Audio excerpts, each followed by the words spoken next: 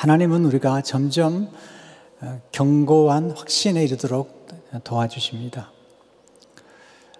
하나님은 우리의 작은 믿음도 고귀하게 여기시죠. 또 연약한 믿음도 아주 소중하게 여기시는 분이십니다.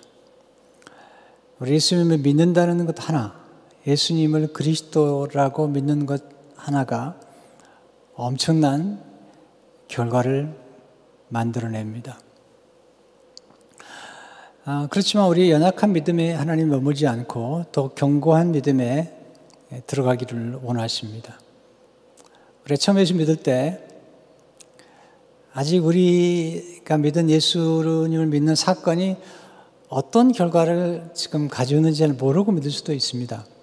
예를 들어서 어떤 왕의 자녀가 태어났는데 그 어린 그 왕의 자녀는 본인이 왕의 자녀인지 나중에 왕이 될 사람인지 그에게 앞으로 주어질 권세와 영광을 전혀 모를 수 있습니다.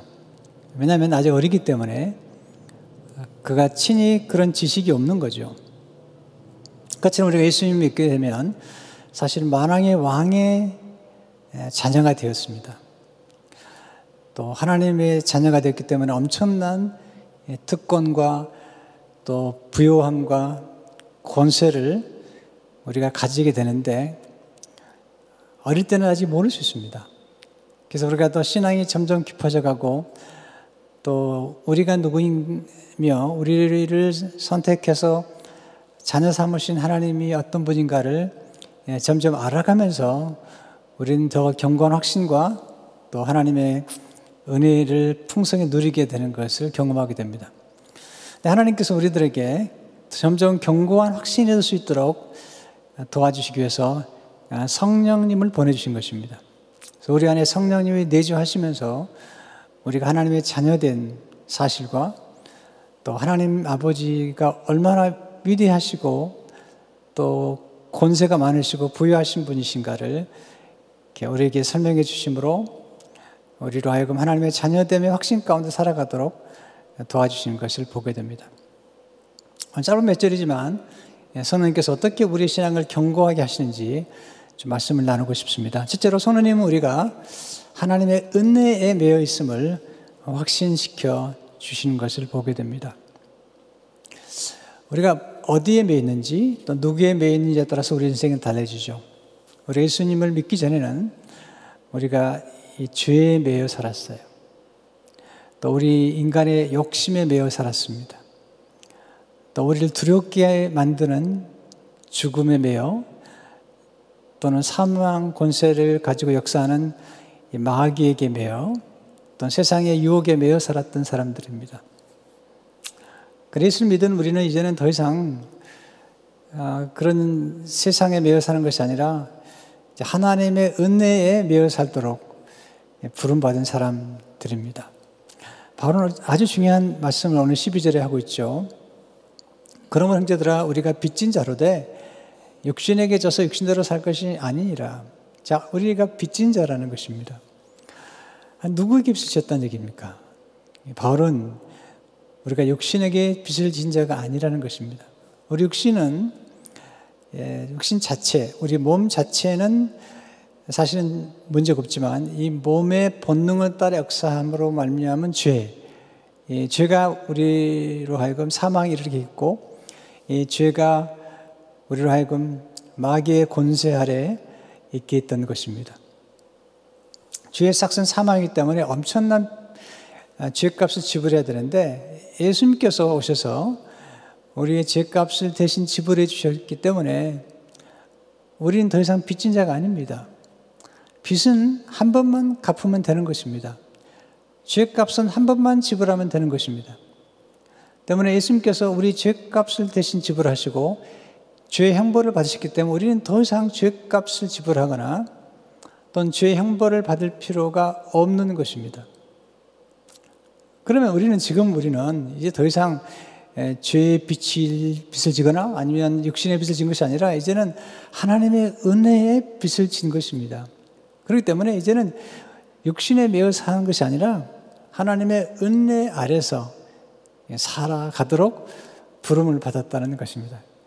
그래서 놀라운 은혜인 것입니다.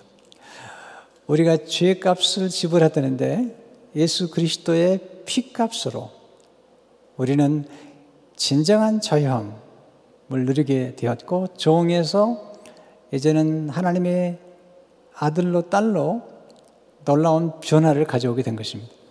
바울은 에베소 1장 7절에서 우리는 그리스도 안에서 그의 은혜의 풍성함을 따라 그의 피로 말미암아 성량 곧 죄사함을 받았느니라. 은혜의 풍성한 은혜로 예수의 피로 죄사함을 받았다는 것입니다. 우리 죄는 도말되었고 우리 죄값은 완전히 지불된 것입니다. 그러므로 우리는 더 이상 우리의 죄값을 누구에게 질 필요가 없는 것입니다. 이제 우리는 예수 그리스도의 은혜 아래서 하나님의 사랑에 빚진 자요, 하나님의 은혜에 빚진 자요, 하나님의 자비에 빚진 자로서 우리가 살아가는 것입니다. 바울은 로마서에서 거듭 우린 더 이상 죄 아래 있는 것도 아니고 율법 아래 있는 것도 아니고 이제는 우리가 은혜 아래 있게 되었다고 말씀하고 있습니다. 로마서 6장 14절을 보게 되면 죄가 너희를 주장하지 못하려니 이는 너희가 법 아래 있지 아니하고 은혜 아래 있습니다. 바울은 로마서 8장에서도 죄와 사망의 법 아래 있는 것이 아니라 이제는 생명의 성령의 법 아래로 우리가 들어갔다고 말씀하고 있습니다. 그런 까닭에 우리는 더 이상 빚진 자가 아니기 때문에 이제는 육신을 따라 살 필요가 없다는 것입니다. 또 육신이 행하는 욕망을 따라서 나쁜 행실을 따라 살지 말고 그 행실을 오히려 죽이라는 것입니다. 13절을 보시면 너희 육신대로 살면 반드시 죽을 것이로되 영으로서 몸의 행실을 죽이면 살리니. 이 말씀은 바울이 지금 우리가 받은 은혜를 깨닫게 하기 위해서 우리의 과거의 모습들을 한 번씩 돌아보게 하는 것입니다. 우리가 옛날에는 육신을 따라 살았기 때문에 우리가 영원히 멸망할 수밖에 없었던 것입니다. 곧 육신을 따라 사는 사람은 반드시 죽임을 당하는 것입니다. 죄의 삭은 사망이고 악은 멸망을 가져오는 것입니다. 근데 바울은 이렇게 얘기합니다. 우리가 옛날에 예수 믿기 전에는 육신을 따라 삶으로 멸망을 받을 수밖에 없었지만 이제는 성령 안에서 거듭나고 성령을 따라 사는 우리들은 이제는 예수님처럼 거듭났을 뿐만 아니라 이제는 우리 안에서 역사하는 죄, 우리 안에서 역사하려고 하는 몸 행실을 우리가 성령의 도우심을 따라서 죽일 수 있다는 것입니다. 여기 보면 몸 행실을 죽이면 살리라고 말씀하고 있는데 이 죽인다는 것은 몰아내는 것입니다. 예, 정말 죄를 죽여버리는 것입니다. 바이러스를 죽이는 것처럼 죄를 죽이는 것인데 원래 예수님을 믿는 순간에 우리의 모든 죄가 다 용서받았지만 우리가 육신을 입고 사는 동안에 우리 안에서 우리의 본능을 따라서 가끔 우리의 탐욕과 우리의 욕심을 따라서 또 유혹을 따라서 역사하는 죄가 우리에게 들어오게 되면 그 죄를 죽이라는 것입니다. 왜냐하면 우리는 이제는 더 이상 죄 아래 있지 않냐고 이미 은혜 안으로 들어간 은혜 안에서 은혜 속에 살아가는 자들이기 때문에 죄를 두려워하거나 또 죄에 매여 살지 말고 우리가 은혜 안에 살고 있다는 사실을 기억하라는 것이죠. 그래서 로마서 5장 2절에 보게 되면 또한 그로 말미암아 우리가 믿음으로 서 있는 이 은혜에 들어감을 얻었으며 하나님의 영광을 바라보고 즐거워하느니라. 이미 은혜 안으로 들어가는 것입니다. 하나님의 영광을 바라보고 즐거워하고 있는 우리들에게 이제 더 이상 옛날로 돌아가서 육신에 매여 살지 않도록 이야기를 하는 것입니다. 바이러스를 죽이지 않으면 바이러스가 우리를 죽일 수 있습니다. 우리가 죄를 죽이지 않으면 죄가 우리를 죽일 수 있습니다. 그렇기 때문에 사도 바울은 우리 안에 역사하는 죄를 이제 우리가 죽이라고 말씀하고 있는 거예요. 어떻게 그게 가능할까요? 근데 우리 힘만으로 가능하지 않기 때문에 우리 안에 성령을 통해서 영으로서 성령님과 함께 우리 안에 역사하려고 하는 죄를 죽이고 도말하는 것이죠. 오늘 13절을 보면 너희가 영으로 몸 행실을 죽이면 살리니. 네, 죄를 죽이면 죄가 우리를 죽이지 못합니다. 죄를 살려놓으면 죄가 우리를 죽이려고 하는 거예요. 사도 바울은 그런 면에서 몸의 행실, 나쁜 행실을 죽이라 그렇게 말씀하고 있습니다. 근데 여기서 놀라운 사실은 우리가 예수 믿는 것부터 또 하나님 나라에, 영원한 하나님 나라에 들어갈 때까지 사실은 하나님이 계속 도와주신다는 사실이에요. 자전거 타는 걸 비유해 볼까요? 우리 어릴 적에 그 아버지가 이제 아들이나 딸에게 자전거를 이제 처음에 가르쳐 주죠. 그때 생각해 보세요. 아버지가 자전거를 사서 주는 겁니다. 또 아버지가 자전거 타는 법을 가르쳐 줍니다. 근데 자전거를 타는 건 아들이나 딸이 타야 되는 것이죠. 그리고 자전거를 타고 나면 잘 타게 되면 아버지가 응원을 하죠. 사실 가만히 보면 그 자전거를 사주신 분도 아버지고 또 가르쳐 주신 분도 아버지고 잘 타도록 도와준 분도 아버지시죠. 그러나 그걸 타는 것은 본인이 타야 되는 것입니다. 제가 이제 자주 쓰는 비하인데 영적 인도자들의 역할을 저는 산파라고 생각이 되는데 목회자나 영적 안내자의 그런 산파라고 생각하고 또 성령님도 영적 안내자와 같기 때문에 어떤 면에서는 산파와 같은 역할을 하시는 거죠. 자, 결혼해가지고 여인이 아이를 잉태하게 되면 아이를 잉태하고 10개월이 지나게 되면 이제 아이를 출산하게 되죠. 요즘은 이제 산부인과 선생님들이 아이를 받아주지만 옛날에는 산파들이 아이를 받는 것 도와주는 거죠. 그러면 산파가 이제 산딸이 꽉 차면 산모에 가서 아이를 이제 같이 받아주는 거죠. 그때 산파가 아이가 어떻게 출산하게 되는지 산모가 얘기하고 그리고 통증이 올 거고 그리고 이제 그 통증이 심해지다가 이제 아이가 날 때가 되면 아이 머리가 나오고 그렇게 나오게 된다는 사실을 이야기를 해주죠. 그리고 이제 어떤 고통스러운 순간에 산파가 옆에서 응원해 주는 것입니다. 조금만 더 힘을 내라고. 좀 지나면 이제 아이의 머리가 보이면 이제 드디어 아이의 머리가 보인다고. 조금만 더 힘을 내라고. 아이가 태어난다고. 아이가 태어나면 그 아이를 당신 품에 안겨주겠다고 그렇게 얘기하는 거죠. 그래서 정말 아이가 태어나면 그 아이를 산모에게 산파가 이렇게 안겨주죠. 자, 보세요. 아이를 낳는 건 산파가 낳는 게 아닙니다.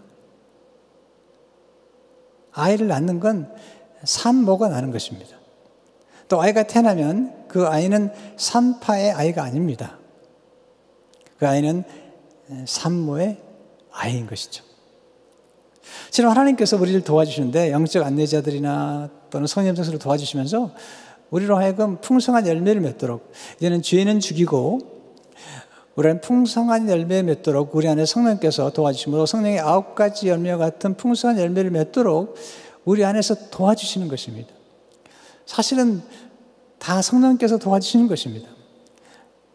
그러나 그 열매를 맺는 건 우리가 맺어야 되는 것이죠.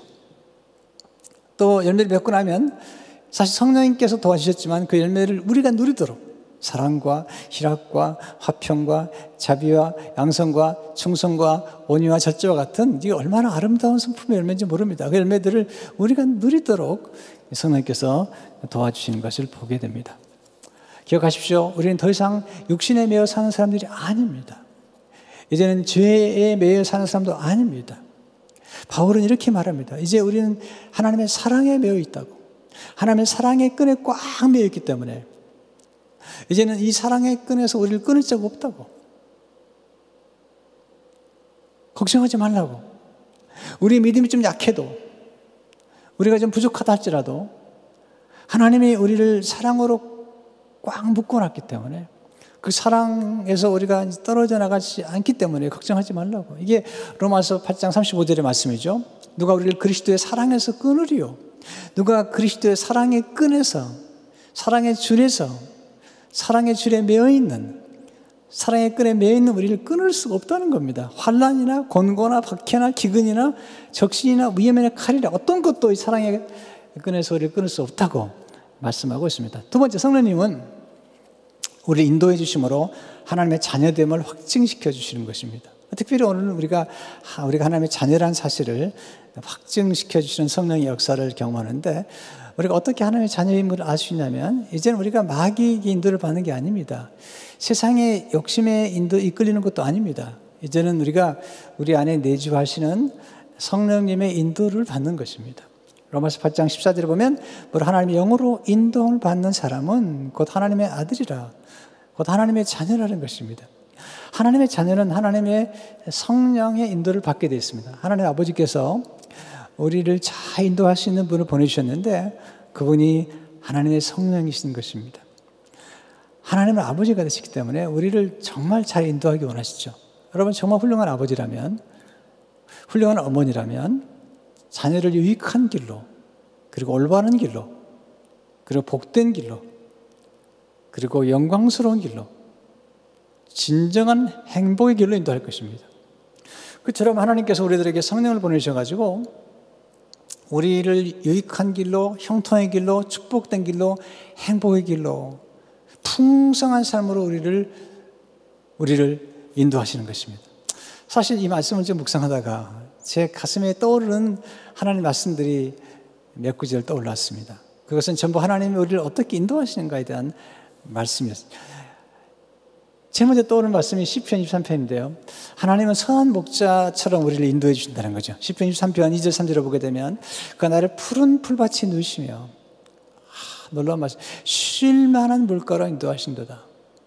내 영혼을 소생시키시고 자기 이름을 위하여 의의 길로 인도하신도다. 또한 하나님은 항상 우리를 인도하신다는 거죠. 이 항상, 이사야 58장 11절에 보면, 제가 너무 좋아하는 말씀이에요. 여호와가 너를 항상 인도하여 메마른 곳에서도 너의 영혼을 만족하게 하며 내 뼈를 경고하게 하리니 너는 물된 동산 같겠고 물이 끊어지지 아니하는 샘 같을 것이라. 하나님이 우리를 인도하시는 그 길을 보면 참 놀랍잖아요. 마지막은 물된 동산같이 풍성한 곳은, 또한 하나님 우리를 마땅히 행할 길로 인도해 주시는 것입니다. 우리가 유익한 길로, 마땅히 행할 길로. 이사야 48장 17절을 보시면 너의 구속자시요 이스라엘의 거룩하신 이이신 여호와께서 이르시되 나는 내게 유익하도록 가르치고 너를 마땅히 행할 길로 인도하는 내 하나님 여호와라. 하나님은 우리가 유익하도록, 우리가 마땅히 행할 그 정로를 가도록 인도하는 분이신 것입니다. 뿐만 하나님 우리가 가야 할 길을 지도해 주신다는 겁니다. 이제 제자 훈련을 받다 보면은 이제 확신에 관한 그 말씀들을 좀 공부하게 되는데 그 중에 하나가 인도의 확신이죠. 그때 핵심 구절이 잠언 3장 5절 6절의 말씀이에요. 너는 마음을 다해 여호와를 신뢰하고 내 명치를 의지하지 말라. 너는 범사에 그런 인정하라. 그리하면 내 길을 지도하시리라. 내 길을 아주 평편하게 만들어주겠다는 거예요. 하나님 우리를 인도하시는 길은 우리가 마땅히 가야 될 길을 잘 지도해 주시는 것입니다. 특별히 오늘 제가 정말 나누고 싶은 말씀 하나는 하나님은 장래의 은혜 가운데로 우리를 인도해 주신다는 겁니다. 우리가 지나간 세월과 안에 받은 은혜도 많지만 하나님은 우리가 죽을 때까지 영원한 장래까지 은혜를 약속하신 거죠. 이사야 시편 48편 14절을 보게 되면 이 하나님은 영원히 우리 하나님이시니 그가 우리를 죽을 때까지 인도하시리로다. 너무 감사해요. 많은 사람들이 우리 곁을 떠나잖아요. 그러니까 우리가 죽을 때까지 인도하신 하나님, 바울의 고백처럼 그의 마지막 순간 그의 곁에 계신 하나님. 또한 시편 13편 23절 24절을 보게 되면 내가 항상 주와 함께하니 주께서 내 오른손을 붙드셨나이다. 주의 교훈으로 날 인도하시고 후에는 교훈을 인도하신 하나님께서 장래에는 영광으로 나를 영접하시려니. 우리 그리스도인들은 장래의 은혜에 대한 기대를 좀 가져야 됩니다. 우리가 지나간 과거에 받은 은혜도 크고 지금 받은 은혜도 크지만 앞으로 주어질 미래의 은혜를 좀 기대해야 돼요. 네. 장래의 은혜까지 하나님께서 인도하실 걸 믿으셔야 돼요. 어떤 많은 분들이 이제 나이가 들어가면 이제 뭐 인생 끝났지 이렇게 생각하는데 그렇지 않습니다. 하나님이 사랑하시고 인도하는 분들, 하나님 앞에 순종하고 그 길을 가는 분들은 이 장래의 은혜까지 인도하시는 것입니다. 근데 장래의 은혜 가운데 들어가려면 욕심을 버려야 돼요. 욕심을요. 이 세상적인 욕심만 가지고 장래의 은혜를 생각하면 안 됩니다. 하나님 우리 삶 가운데 풍성한 지혜, 풍성한 은혜 가운데 얼마든지 우리 장래를 영광스럽게 만드는 것이고 뿐만 아니라 우리가 이 땅을 떠나게 되면 하나님께서 우리로 하여금 진정한 영광 속으로 들어가게 하는데 그게 영화의 길에 들어서 가게 하는 것입니다. 성령님은 우리를 최고의 좋은 일을 하십니다. 우리 인생은 누구의 인도를 받느냐가 중요하잖아요. 나쁜 사람 만나면 인생 망치는 겁니다. 그러나 좋은 분의 인도를 받으면 정말 형통의 길로 가는 것입니다. 성령님의 인도를 받으십시오. 아니, 성령이 우리를 인도해 주십니다. 요한복음 16장 13절을 보게 되면 그러나 진리의 성령이 오시면 그가 너희를 모든 진리 가운데로 인도하시니 그가 스스로 말하지 않고 이제 들은 것을 말하며 장래일을 너에게 알리시리라. 네, 우리를 진리 가운데 인도할 뿐만 아니라 우리를 진리로 인도하실 뿐만 아니라 또한 장래일을 가르쳐 주십니까? 우리가 하나님 말씀을 잘 듣고 성령 인도를 받게 되면 우리가 말씀 가운데 어떤 장래일을 예측할 수가 있습니다. 이게 요셉이 경험했던 것이고 모세가 경험했던 것이고 여호수아가 경험했던 것입니다. 사도 바울이 경험했던 것입니다. 그러니까 우리가 하나님의 성령의 인도를 받는 것처럼 복되는 것은 없습니다. 마지막으로 하나님은 양자의 영을 통해 하나님의 자녀됨을 확신시켜 주십니다. 로마서는 사실 로마서 8장은 성경 전체의 보석이라고 얘기해요. 근데 로마서 8장의 보석이라면 8장 가운데 보석 중에 보석이 있다면 로마서 8장 15절이라고 그래요. 너희는 다시는 무수한 종행을 받지 아니하고 양장을 받았으므로 우리가 아빠 아버지라고 부르짖느니라. 이 말씀이 굉장히 깊이 있는 말씀이에요. 복음의 정수에 가까운 말씀이죠. 먼저 여기서 사도 바울이 강조하는 게 뭐죠? 15절에서 너희는 다시 무수하는 종행을 받지 아니하고, 이 말은 뭐냐면, 다시란 말은 뭐냐면 우리가 옛날에 무수하는 종의 영을 받고 살았다는 것입니다. 무수하는 종이 뭘까요? 그것은 율법이죠, 율법. 율법은 우리가 종 되었음을 말해주는 거예요. 우리 죄를 가르쳐주면서 우리가 종이란 사실을 말해주는 거예요. 율법은 우리를 두렵게 하는 겁니다. 우리를 무섭게 하는 것입니다. 하나님은 복음을 통해서 우리에게 두려움을 제거시켜 주지만 이 종은 항상 두려움 가운데 일하는 것입니다. 우리가 사도 바울은 항상 지나간 과거를 상기시킴으로써 우리가 복음 안에서 받은 은혜를 이야기를 하는 것입니다. 그러니까 종은 무서워하죠. 그러나 자녀는 사랑 때문에 무서워하지 않습니다. 종과 자녀는 엄청난 차이를 내는 것입니다. 바울은 우리가 옛날에 종되었지만 지금은 자녀가 되었다는 사실을, 근데 여기서 양자의 영을 받았다는 사실을 강조하죠, 사도 바울이.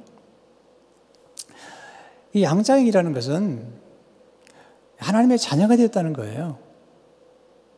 그러니까 어떤 입양을 받았다는 것보다도 더 중요한 메시지는 우리가 하나님의 자녀가 되어서 하나님의 자녀됨의 특권에 대해서 지금 바울은 얘기하고 있는 것이죠. 그래서 갈라디아서 4장 뒤로 오면 너희가 아들이므로 하나님은 그 아들의 영을 우리 마음 가운데 보내사 아빠 아버지라 부르게 하셨느니라. 이미 우리가 예수 믿으면 하나님의 자녀가 되었다는 거죠.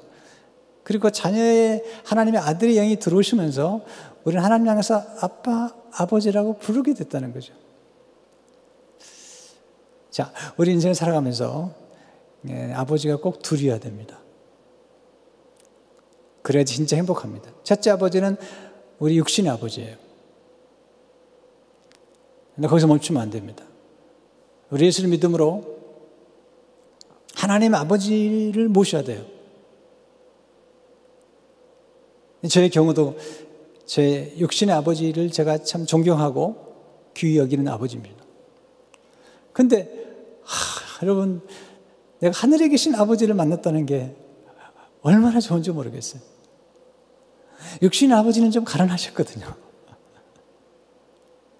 근데 하늘의 아버지를 만난 이후로 저는 정말 인생이 변화가 되었고, 그리고 자존감과 자긍심이 달라졌고, 또 자신감도 생겼고, 이게 이제 내가 두 번째 아버지를 만났는데 두 번째 아버지가 하늘의 아버지인 거예요. 만나보니까 정말 놀라운 거예요. 처음에 몰랐습니다. 내가 처음에 예수 믿고 구원받았는데, 예수 믿고 구원받았는데 내가 믿게 된 예수님이 누군지 잘 몰랐고, 처음에는. 나중에 이 예수님의 아버지, 곧 나의 아버지가 얼마나 위대하시고 전능하시고 나중에 알게 된 거죠.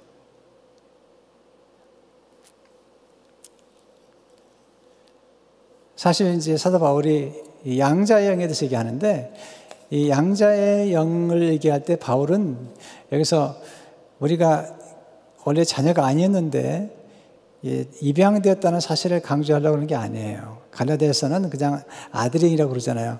사도 바울이 로마서에서 양자의 영이라고 이야기하는 이유가 있습니다. 그래서 뭐냐면 로마 사람들은, 로마 시민권을 가진 로마 사람들은 필요할 때마다 입양을 통해서 자기의 상속자를 이렇게 선택할 수가 있었습니다. 근데 중요한 건 지금 여기서 바울이 얘기하는 것은 뭐냐면, 그 당시 로마 사람들에게 보낸 편지, 로마에 있는 교회에 보낸 편지이기 때문에 로마에 머무는 사람들은 이 입양, 곧 양자가 된다는 것이 얼마나 놀라운 사실을 아는 거예요. 얼마나 엄청난 일인가를 아는 겁니다. 자, 예를 들겠습니다. 그 당시 로마 시민 대단합니다. 네, 그 당시 로마 시민 얼마 안 되고 대부분이 노예가 많았거든요. 어떤 로마 시민이 정말 권세가 있고 부유한 시민인데 자녀가 없습니다. 자녀가 없으면 이제 입양을 해가지고 자기의 대를 이어야 되는데 아무나 입양하지 않겠죠. 관찰하거나 또는 알아보는 중에 주로 노예 가운데 한 사람을 선택해서 자기의 아들로 삼는 것입니다. 근데 이 과정에서 중요해요. 이 과정이 복음이에요. 이 과정이. 그러니까 사실 로마 사람들이 입양하는 과정과 함께 이 복음이 아주 밀접한 관련을 맺기 때문에 사도 바울이 지금 양자의 영이란 그 표현을 쓰고 있는 것입니다. 일단 어떤 노예 한 사람을 자기 아들로 삼을 경우에, 먼저 이 사람이 하는 일이 뭐냐면 그 노예가 진 빚을 모두 갚아주는 것입니다. 이게 가장 중요한 일입니다. 자, 이것은 우리가 복음을 볼 때 예수님께서 우리로 하여금 하나님의 자녀가 되게 하기 위해서 예수님이 우리의 모든 빚을 다 갚아주신 것입니다. 우리의 모든 죄의 빚을 갚아주신 것입니다. 이게 첫 번째. 두 번째 단계는 뭐냐면 그 노예를 이제 빚을 다 갚은 다음에 데려온 다음에는 새로운 이름을 주는 것입니다.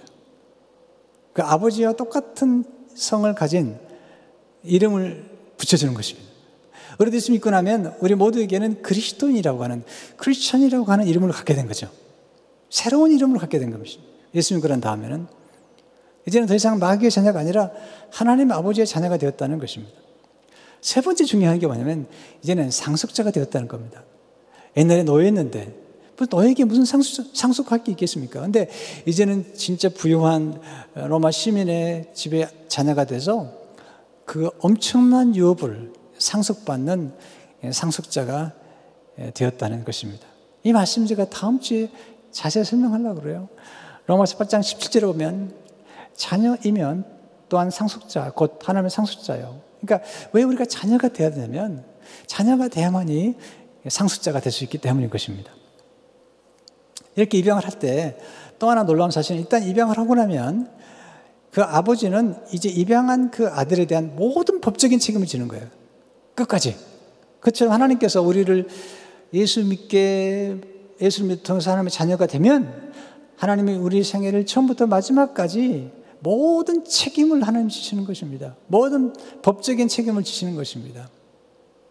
그러면 입양을 받은 이제 새로운 아버지 아래 들어간 이 자녀가 해야 되는 가장 중요한 건 뭘까요? 딱 한 가지밖에 없습니다. 그 아버지를 공경하는 것입니다. 그 아버지를 기쁘게 하는 것입니다. 자, 이것은 우리가 하나님의 자녀가 되었다는, 예수 믿고 복음을 꼭 구원받았다는 것으로만 복음이 끝나는 게 아닙니다. 여러분, 복음은 정말 영광스러운 것뿐만 아니라 이 복음은 우리에게 엄청난 축복과 특권과 부유함을 주는 것입니다. 이 복음을 이해하려면 끝이 없는 것입니다. 이 복음 속에 담긴 축복의 이 선물을 열면 열수록 정말 놀라운 것입니다. 자, 여기서 사도 바울이 우리가 하나님의 자녀됨, 양자됨에 대한 얘기를 할 때, 그럼 우리가 예수 믿는 우리들이 특권을 받은 거, 원래 우리는 노예였던 거예요. 이방인이었던 거예요. 근데 첫 번째 이 이스라엘 백성들이 사실은 하나님의 처음에 선택받은 백성이었는데 그들이 잘못하니까 우리를 양자로 삼았다는 거예요. 왜냐하면 그 당시에 로마 시민들 가운데 자기 친아들이 있어도, 친자녀가 있어도 상속자로 삼고 싶지 않을 경우에는 자기 친자녀도 있음에도 불구하고 다른 노예나 종을 불러다가 그를 키워서 그를 상속자로 삼아가지고 그를 유업을 그게 넘겨주는 것이죠. 그것처럼 원래 히브리 민족을, 히브리 노예들을 하나님의 자녀로 삼았었는데 그들이 하나님 메시아를 믿지 않은 거죠. 그래서 하나님께서 우리를 또 은혜를 베푸셔서 이방인 우리를 불러다가 우리를 자녀로 삼은 거죠. 자, 이렇게 하나님의 자녀가 된 우리들에게 받는 권세와 축복이 뭘까요? 첫째로 하나님 아버지와 친밀한 관계 속으로 들어가게 되는 것입니다. 15절을 보게 되면 우리가 아빠, 아버지라고 부르짖느니라. 이건 굉장히 친근한 거예요. 네, 아버님이라는 표현보다도 아빠, 네, 파파. 네. 예수님이 이 땅에 오셔가지고 하나님은 아버지라고 불렀을 때 그 당시에 유대인들이 충격을 받았어요. 왜냐하면 그 당시 유대인들은 하나님을 주님, 아도나이라고 불렀거든요. 아버지라고 잘 부르지 않았어요. 그들은 주님이라고 불렀던 거예요. 굉장히 엄미하게 불렀던 것입니다.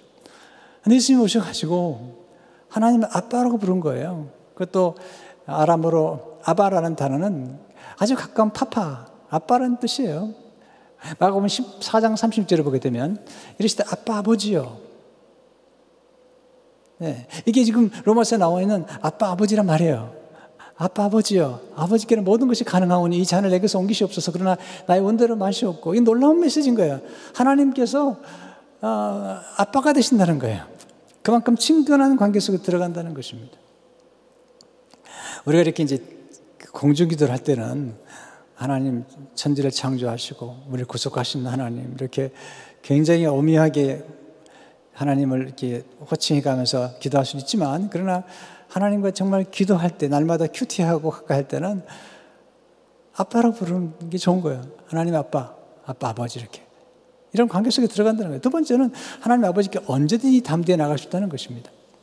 에베소 3장 12절을 보니까 우리가 그 안에서 그를 믿음으로 예수님 안에서 예수님을 믿음으로 말미암아 담대함과 확신을 가지고 하나님께 나아감을 얻느니라. 옛날에 구약 성도들은 하나님 앞에 감히 담대히 나가지 못했어요. 네. 그것도 대제사장이라 할지라도 지성소에 들어갈 때도 두려움으로 들어갔어요. 네. 두려움으로 들어갔습니다.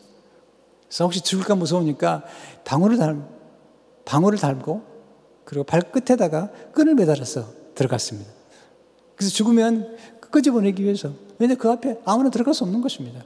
그런데 예수 믿음으로 이제는 법적인 지위가 생길 겁니다. 하나님 앞에 언제나 나갈 수 있는 법적인 지위가 생긴 것이죠. 세 번째, 하나님 아버지 집에 영원히 거하게 됩니다. 제가 이번에 이 말씀 준비하면서 깊이 깨달은 것 중에 하나예요. 요한복음 8장 35절에 보면 종은 영원히 집에 거하지 못하되 아들은 영원히 거하나니. 여러분, 종은 일하고 집을 떠나게 돼 있어요. 근데 아버지는, 그 아들은 아버지 집에 있는 거죠. 자, 우리가 밖에서 일을 하다가도 집에 들어가죠. 아버지 집에 들어가죠. 어릴 적에 밖에서 놀다가도 시간이 되면 아버지 집에 들어간 것처럼 이제는 예수님께서 요한복음 8장에 보면 이제는 더 이상 우리가 종이 아니고 하나님의 자녀가 될 뿐만 아니라 거짓의 아비인 마귀에 속하지 않았다는 것입니다. 예수 믿게 되면. 그래서 요한복음 14장 2절을 보면 내 아버지 집에 거할 것이 많도다 그랬어요. 여러분, 마귀의 자녀는 마귀가 거하는 집에 가게 되어 있습니다. 그게 지옥입니다. 그러나 하나님의 자녀는 하나님의 아버지가 계신 아버지 집에 가게 되어 있죠. 예수님께서 부활 승천하실 때에 아버지 집으로 가신 것입니다. 그리고 우리에게 말씀하셨어요. 내가 다시 와서 너희를 나 있는 곳에 가게 하겠다는 것입니다. 보세요. 왜 예수님께서 우리를 종이 아닌 자녀로 삼아야 되냐면 주님이 우리와 영원히 함께 하시기 원하시기 때문에 주님이 거하시는 곳에 가려면 우리가 종이 되면 안 되는 것입니다. 우리가 예수님과 형제가 되어야 되는 것입니다. 하나님의 자녀가 돼야만이 우리가 예수님과 영원히 하나님과 영원히 거하셨기 때문에 우리를 자녀로 삼으시는 것입니다. 그것도 영원히 거하도록 하기 위해서. 이것이 다윗의 고백이잖아요. 시편 23편 6절에 보면 내 평생의 선하심과 인자하심이 반드시 날 따르니 내가 여호와 집에 영원히 살리로다. 여호와 집에 영원히 사는 것. 이게 우리가 누린 축복이죠. 네 번째, 성령을 통해서 우리가 하나님의 자녀됨을 확증받게 됩니다. 확증받게 되죠. 로마서 8장 10절을 보게 되면 성령이 친히 우리 영과 더불어 우리가 하나님의 자녀인 것을 증언하시나니. 자, 우리 예수 믿는 하나님의 자녀가 됐어요. 하나님의 자녀가 된 이 내용을 성령께서 오셔가지고 너는 하나님의 자녀야 말해주는 거예요. 또 우리로 하여금 하나님 향해서 아빠, 아버지라 부르도록 도와주는 거예요. 여러분, 처음에 예수 믿고 나서 하나님 향해서 아빠, 아버지라 부르는 게 처음에 좀 어색합니다. 이런 거와 똑같아요. 네. 어떤 청춘 남녀가 서로 사귀는 중에 이제 옆집 아저씨 아들하고 사귀게 된 거예요. 평소에 그 자매가 아저씨 그랬어요. 그렇지, 아저씨.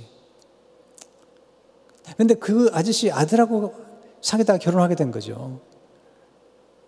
결혼하고 나니까 이제 바뀐 거예요. 옛날에 아저씨가 아니라 아버지예요. 근데 처음에 익숙하지 않으니까 아버지 그렇게 불러야 되는데 아저씨라고 부르면 안 되잖아요.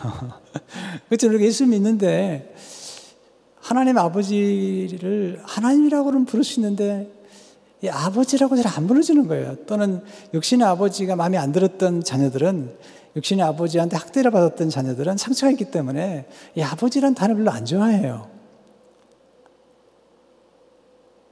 근데 성령이 오셔가지고 우리를 온전히 치유할 때 하나님을 향해서 하나님 아빠, 아버지라고 부를 뿐만 아니라 육신의 아버지도 용서하게 되는, 거기까지 가게 되는 것이죠. 성령께서 우리 안에 오셔가지고 우리가 하나님의 자녀라는 사실을 말씀해주고 있는 것을 보게 됩니다. 자, 여기서 확증이라는 단어가 뭘까요? 우리를 증언한다는 단어가 이게 뭐냐면 인을 쳐주는 겁니다. 하나님의 자녀라는 도장을 찍어주는 것입니다. 에베소 1장 13절에 보면 그 안에서 너희도 진리의 말씀 곧 너희의 구원의 복음을 듣고 그 안에서 또한 믿어 약속의 성령으로 인치심을 받았으니, 인을 친다는 것은 소유를 의미합니다. 그리고 정품이라는 것을 인정해 주는 겁니다. 예, 진짜라는 것입니다. 자, 우리 예수 믿고 나면 하나님의 자녀가 됐는데, 자녀가 이미 됐는데 그 하나님의 자녀가 되는 것을 인치는 과정이 뭐냐면 이게 세례입니다. 자, 우리가 세례를 받음으로 구원받는 거 아니에요. 예수 믿으면 구원받는 거예요. 성경에 세례를 받음으로 구원받는다는 말이 한 군데도 없어요.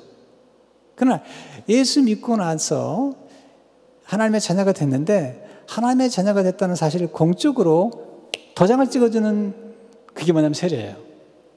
예수님도 그렇게 하셨어요. 예수님께서 세례를 받고 올라오실 때 거기서 하늘에서 성령이 임하십니다. 이게 도장을 찍어주는 겁니다. 성령이 임한 분이 곧 하나님의 아들이라는 거예요. 그것도 하나님의 음성이 들리죠. 이런 내 사랑하는 아들은 내 기뻐하는 자라는 거죠. 자, 이 마태복음에 나오는 이 세례를 받고 올라오신 사건, 그러나 요한복음은 예수님이 세례를 받고 올라오신 사건이 기록되지 않으면서 그 사실과 방분한 말씀을 주시는데요. 그게 요한복음 6장 27절의 말씀이에요. 인자는 아버지 하나님께 인치신 자니라. 이 말씀을 성경학자들은 예수님께서 세례를 받고 올라오실 때 성령이 임했던 사건, 그 사건에 대해서 이 말씀이라고 얘기를 하고 있는 거죠.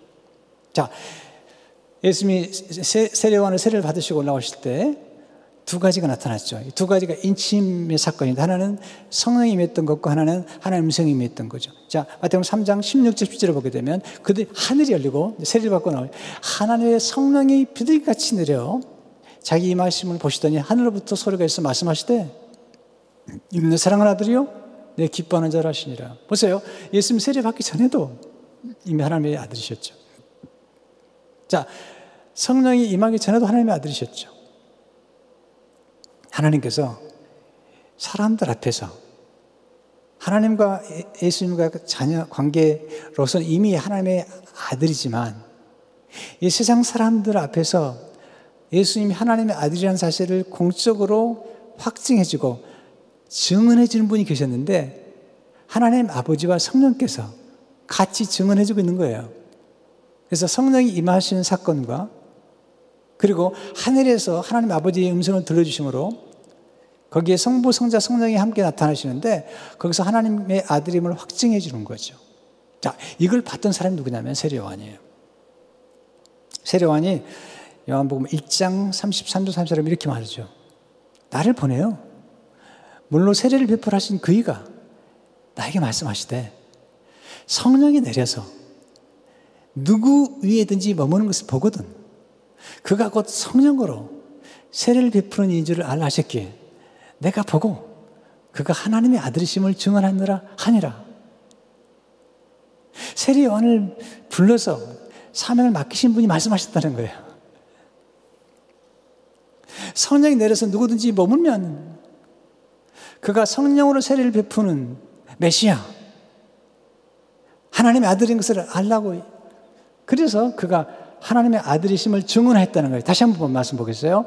나를 보내어 물로 세례를 베풀러 하신 그이가 나에게 말씀하시되 성령이 내려서 누구 위에든지 머무는 것을 보거든 그가 곧 성령으로 세례를 베푸는 이인 줄을 알라 하셨기에 내가 보고 그가 하나님의 아들이심을 증언했다는 거예요. 자, 우리도 마찬가지죠. 우리가 예수 믿고 하나님의 자녀가 됐습니다. 근데 우리가 예수 믿고 하나님의 자녀가 됐는데 하나님의 성령이 우리에게 임하죠. 자, 예수님께서 승천하신 후에 성령이 제자들에게 임하죠. 마가다락방에. 이 역사.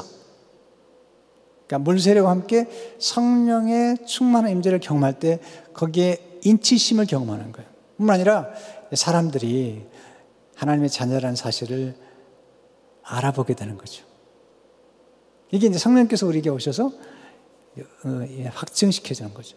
우리가 성령을 체험하고 또 하나님의 인치심을 경험하는 과정을 통해서 이제 하나님의 자녀됨을 더 경험하는 거죠. 성령의 은사를 경험하게 되고 성령의 영감을 경험하게 되고 성령의 깨우치심을 경험하게 되고 또 성령의 열매를 우리가 맺게 될 경우에 그걸 경험하는 과정을 통해서 아, 내가 하나님의 자녀구나 라는 사실을 점점 확신하게 되는 거죠. 점점 알게 되는 거죠. 이게 놀라운 경험인 거예요. 이게 우리가 예수 믿고 나서 점점 하나님의 자녀가 되었고 하나님의 부름받았던 사실을 더 경험하게 돼요. 사실 제가요, 이제 고등학교 2학년 때 예수를 믿고 1학년 때 예수 믿고 2학년 때 목회자를 부름을 받았어요. 근데 저를 기도된 목사님이나 주위 사람들이 제가 콜링이 있다는 사실을 얘기해 주고 저도 기도하는 중에 하나님의 콜링을 받았다는 사실을 알게 됐어요. 알게 됐지만 가끔 잠깐 흔들리는 거예요. 왜? 몸도 약하고 또 목소리도 작고 또 발음도 정확하지 않고 너무 부족한 거예요. 네, 부족하기 때문에 이게 내가 진짜로 하나님의 부름을 받았는가라는 생각을 할 때가 있는 거죠. 근데 점점 이 성장하는 과정을 통해서 하나님이 점점 내가 하나님의 부름을 받았고 하나님의 말씀을 묵상하거나 해석하거나 또는 글을 쓸 때 하나님 제게 말씀을 주심으로 내가 하나님의 말씀을 전하는 주의 종으로 콜링을 받았다는 사실을 계속해서 이렇게 확인을 해주시는 거예요. 그러다가 신학교를 졸업하고 목사 안수를 받고 말씀을 증거하는 중에 점점 내가 정말로 나의 부르심은 목회자라는 부르심이라는 사실을 알게 된 거죠. 이런 과정을 거쳐서 확증을 되는 거죠. 좀 설명할까요? 제이콥 목사님이 우리 이제 영어부 부목사님이잖아요. 목사 안수를 받았는데 지난번에 ECA라고 하는 그런 교단에서 목사 안수를 받았어요. 그때 애리조나에 가서 여러 목회자들이 함께 목사 안수를 받았어요. 근데 애리조나이기 때문에 우리가 가지도 못했어요. 알고 있었죠. 그래서 애리조나를 다녀오면서는 목사가 돼서 온 거예요. 애리조나 가기 전까지는 전도사였어요. 애리조나 갔다 오니까 목사가 된 거예요. 자, 그런데 목사 안수를 받은 걸 아무도 본 사람이 없는 거예요. 왜? 제이콥 목사 혼자 갔기 때문에. 그러나 다 알아요. 그래서 어떻게 하느냐. 교회에서 목사 안수 예배를, 감사 예배를 드리면서 제가 설교하고 다시 한번 우리 목회자들이 안수를 하는 거죠. 이게 확증하는 거예요, 확증을. 선지자 전체 보는 앞에서. 그리고 거기다가 가운 입혀서 이제 제이콥 목사님은 퍼블릭하게 오피셜리 이제는 어데인드 패스트가 됐다는 사실을 확증하는 거죠. 이게 이제 마찬가지. 예수님께서 세례를 받으시는 것이나 또 성령께서 우리 안에 와서서 역사하시는 것과 우리가 세례를 받고 또 성령 세례를 받는 과정에서 다 이렇게 역사하는 거죠. 또 하나 예를 들어보면, 자, 다윗이 사무엘이 그에게 와서 기름 부을 때는 아마 나이가 한 17살, 요셉 나이쯤 된 것 같아요. 그때 기름을 붓죠. 기름 부으니까 여호와의 영이 충만하게 되죠. 이게 뭐냐면 왕이라는 거예요. 보세요. 기름은 부었지만 아직 왕은 아닌 거예요. 이미 왕이 됐어요. 아직 왕으로 등이하지 못한 거죠. 그리고 한 10여 년 동안 사울에게 축기를 받으면 굉장히 고통을 받아요. 그러다가 사울이 죽으면서 드디어 남쪽 유다 왕이 되는 거예요. 그때 또 기름 받는 거죠. 한 번 기름 받는 게 아니에요. 이제 왕이 드디어 확증이 되는 거죠. 보세요.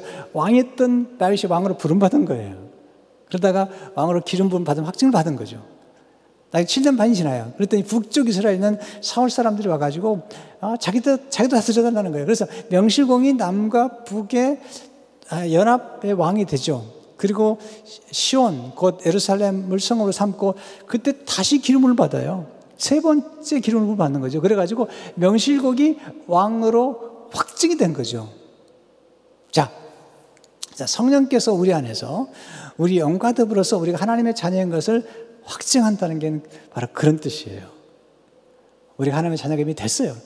영접하는 자, 곧 그 이름 믿는 자는 하나님의 자녀가 되는 권세를 주셨어요. 근데 성령께서 오셔가지고 우리가 더불어서 우리가 하나님의 자녀인 것을 확증시켜 주시고 하나님의 자녀의 특권과 그 영광과 그 부요를 알게 해주시고 그리고 하나님께 언제나 나갈 수 있는 하나님의 자녀로 친근하게 나갈 수 있도록 간구의 영을 우리에게 부어주셨다는 것입니다. 자, 여기서 성령님은 하나님 아버지께 나아가 부르짖어 기도하도록 도와주시는 것입니다. 15절에 보시면 양자형을 받았으므로 우리가 아빠 아버지라 부르짖는 이건 기도예요. 자, 요한복음 15장을 진짜 많이 암송하고요. 그리고 많이 묵상해요. 정말 성의 가운데 요한복음 15장 많이 암송한 묵상하다. 영어로도 암송하고 그런데 최근에 와서 놀라운 깨달음 중에 하나가 뭐냐면 예수님이 제자들을 종이 아니라 친구라고 부른 거예요. 나중에 보면 요한복음 20장에 보게 되면 제자들 향해서 말씀하실 때 막달라 말을 통해 가지고 나의 아버지, 형제들에게 너의 아버지, 나의 하나님, 너의 하나님이라고 말씀하는 거죠. 예수님 너무 겸손하시잖아요. 왜 겸손하시냐? 겸손한 자기를 낮추는 겁니다. 그래서 다른 사람과 똑같이 되는 거죠. 예수님 우리 자기를 낮추셔가지고 우리처럼 정말 연약한 인간이 된 거죠. 또 하나 겸손은 뭐냐면 남을 높이는 거죠. 예수님께서 제자들을 그들을 종이 아니라 친구로 높여놓으신 거죠. 요한복음 14장 15절을 보게 되면 내가 너희를 종이라 부르지 않는다는 겁니다. 내가 너를 친구로 부른다는 것이죠. 왜냐하면 종은 주인이 하는 걸 알지 못하기 때문에 내가 아버지께 받은 모든 것들을 알게 하겠다는 겁니다. 그래서 제자들을 더 이상 종이 아니라 예수님의 친구요? 예수님의 친구란 말은 예수님처럼 하나님의 자녀가 됐다는 거죠. 그건 이런 얘기죠. 예수님의 친구라는 것은 예수님의 아버지가 그 제자들의 아버지요, 예수님 하나님이 제자들의 아버지라는 거죠. 그리고 나서 요한복음 15장 16절의 말씀이 나오는데 이게 기도의 말씀인 거예요. 너희가 나를 택한 것이 아니요 내가 너희를 택하여 세웠나. 이는 너희로 가서 열매를 맺게 하고 너희 열매가 항상 있게 하여 내 이름으로 아버지께 무엇을 구하든지 다 받게 하려 함이라. 예수님 이름으로 예수님의 아버지가 누구냐면 그 제자들의 아버지라는 거예요. 내 이름으로 너희도 하나님의 자녀가 되었고 내 아버지가 너희 아버지라는 거예요. 그래서 너희가 무엇을 구하든지 다 받게 하겠다는 겁니다. 성도 여러분, 사도 바울이 지금 우리에게 이야기하고 싶은 얘기 뭐죠? 우리가 이미 하나님의 자녀라는 것입니다. 이제는 종이 아니라는 것입니다. 이제는 육신에 매여 사는 것이 아니라 하나님의 은혜 아래서 은혜에 매여서 사랑에 매여 사는 사람들인 것입니다. 뿐만 아니라 우리는 하나님의 자녀의 엄청난 특권을 가지고 있는 것입니다. 이제는 상속자인 것입니다. 네, 모든 만의 왕이신 왕의 그 놀라운 자녀가 될 것뿐만 아니라 그 특권, 하나님께 언제나 나갈 수 있으며 언제나 구할 수 있으며 그리고 하나님의 놀라운 영광스러운 그 특권을 누리게 된 자녀로 살아간다는 사실을 말씀하고 있습니다. 이것이 지금 로마서 8장에 나오는 복음을 얘기해 주는 것입니다. 성도님 여러분은 이제는 더 이상 세상의 노예가 아닙니다. 여러분 하나님의 자녀가 되었습니다. 이 자녀의 특권을 하십시오. 그리고 예수님과 함께 상속자가 되었다는 사실을 기억하십시오. 그 말씀 다음 주에 자세히 말씀드리겠지만 여러분이 하나님의 자녀로 살아가면서 이제는 세상의 죄에 매여 살지 말고 행실은 죽여버리고 성령님과 함께 여러분 산파는 아이가 나면 떠나죠. 그죠? 그러나 성령님은 우리 곁을 떠나지 않습니다. 계속 우리 곁에서 계시면서 우리를 하여금 제자를 삼도록 또 다른 제자를 잉태하고 생산하도록 계속 도와주시고 그리고 하나님 나라에 들어갈 때까지 도와주시는 분입니다. 그 성령께서 여러분 안에 역사하고 계신다는 것을 알고 이 확신 가운데 승리하시기를 주의 이름으로 축원합니다. 하나님 아버지 감사합니다. 오늘 주신 말씀으로 양식을 삼고 이제 우리가 더 이상 종이 아니라 하나님의 자녀요. 이제는 무서워하는 영을 받은 것이 아니라 하나님의 사랑의 영, 양자 영을 받아서 사랑하는 주님 앞에 가까이 나아갈 뿐만 아니라 담대히 나가게 하시며 하나님 앞에 기도하는 모든 것들을 다 받아 누리며 하나님께 영광을 돌리는 우리 생애가 되도록 축복해 주옵소서. 예수 이름으로 기도하옵나이다. 아멘.